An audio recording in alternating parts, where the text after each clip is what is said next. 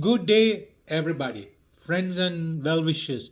I'm trying to share some thoughts that crossed my mind in the last 4 weeks or so, and I would love to hear your comments. I would be delighted to read them. Please feel free to send them. And it's about the claims and counterclaims coming from both sides, U.S. and Russia. Uh, Russia lately has come up with an allegation that they have found or they have captured incriminating evidence to show that US has been funding 30 bio labs in Ukraine manufacturing bioweapons such as uh, creating pathogens and 6 different viruses and 3 pathogens. What are bioweapons? Bioweapons are weapons like anything else, such as dropping a bomb, but it'll spread viruses in the target in the country, and it's not only harmful to human life; it'll destroy plant life as well. Now, those are bioweapons. That said, and US is outrightly, of course, rebuffs all this and outrightly denying that this is utter nonsense. Understandable, but Russia is saying they have the evidence, and in due course of time, they are going to the world is going to see it. And US is little concerned, and the war is being fought or waged. It's a two-pronged war. One is information war. The other one is boots on ground, the real military uh, trying to take over Ukraine. And of course, US is and the Western NATO countries, US allies, US being at the helm of everything, they're pumping the money, supplying the weapons, doing everything possible without getting directly involved. It's like two two parties fighting, and you instigate one party, give them all the support, but you don't want to get involved in the fight. So that's what going on, and they are this war wouldn't have lasted this long without the NATO forces and the US giving all the weapons to Ukrainians.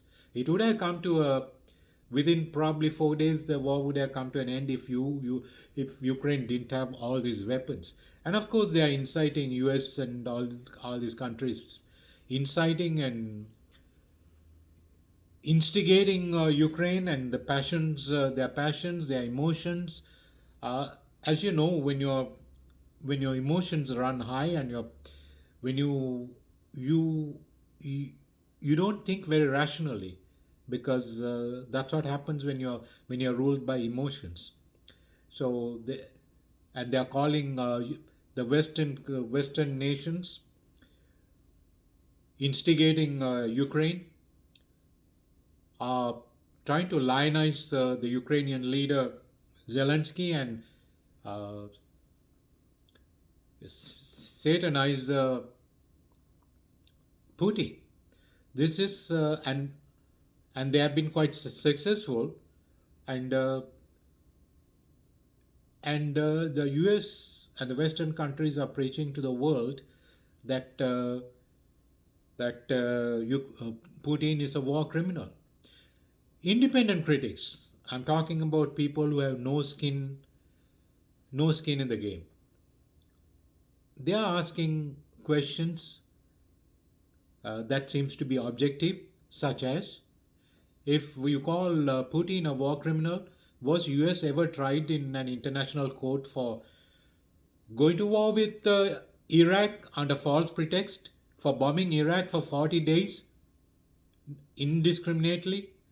How many innocent children, how many women, how many elderly people died? Do you And everything is suppressed. And even the official count, the IBC reported that 7,299 civilians are documented to have died in the 2003 when US invaded Iraq for no reason under false pretext, saying that they have weapons of mass destruction. But now Putin is saying the same thing. After all, biological weapons, if US is involved, yet to be found, yet to be you're not guilty until proven, right? And so we still have to wait and see what the evidence is going to be coming from the Russian side. So if that was true, US did the same thing in Iraq, but then it was not true. But they were not tried in an international court for war crimes, right? All these people, without going into names, uh, the US president at the time, the vice president, all these people behind, and I don't want to say anything unsubstantiated. I'm only going by what is there as evidence. Now it's all over. You can do your own research. But that said, let's take a deeper look at some of the crimes and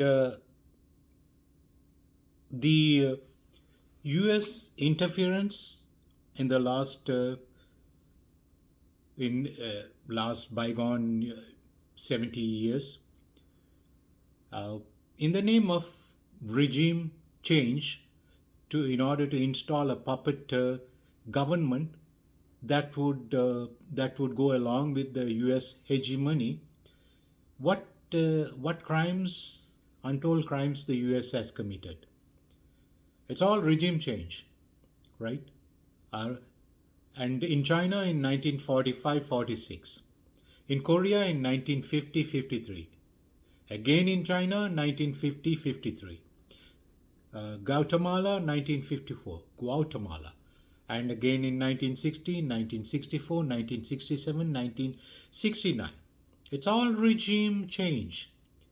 Indonesia 1958, Cuba 1959-60, Belgian Congo, Africa 1964, Peru, South America 1965, Laos 1964, 1964 to 1973, Vietnam 1961 to 1973, Cambodia 1969 to 1970, Lebanon 1982 to 1984, Grenada 1983 to 1984, Libya 1986 to 1989, El Salvador 1981 to 1992, Nicaragua 1981 to 1990, Iran 1987-1988. Of course, people have to read what US did in Iran back in 1951, and if they are harboring hatred towards US, if you read the history, you will be able to empathize with the other side without only listening to one side. And Panama 1989-1990, Iraq 1991. We're talking about the first Iraq the war here, right? And Kuwait 1991, the same time. Somalia 1992-1994, Bosnia 1995, Sudan 1998, Afghanistan 1998, Yugoslavia, Serbia, and 1999, Afghanistan 2001 again, Libya 2011, the infamous Gaddafi execution with Hillary Clinton laughing and cackling about it. And so this is how much US has been involved. And see, truth comes in many different shapes and colors. It depends where it's coming from, right? And everybody has a different. Everybody who thinks they have the truth, they don't have the truth. They have an interpretation of a truth they feel they are comfortable with. That's what they talk about. So every story has two sides, and sometimes more than two sides. So if you talk about the Second World War, the Allied forces came together, NATO forces. They attacked the Nazi Germany, but what is their and in the end the Allied forces declared they won the war. But would they have ever won the war without the Russian contribution? Really and truly. Let's take a look at the facts and figures. The Russians lost 25 million lives in the Second World War fighting the Nazi Germany. The Allied forces together, US, Britain, and all the NATO countries together, they lost 1.1 million lives. How many lives did Germany lose? 7 million. So Russia sacrificed more than, and you can imagine who really fought, right, to quell the Nazis, to destroy the Nazi power. Russian tanks marched all the way from Moscow to Germany, and they conquered half of Germany, and Germany became East Germany, and the NATO forces in Berlin. One half was West Germany, the other half was East Germany, and half of Germany, one half was West Berlin, the other half was East Berlin.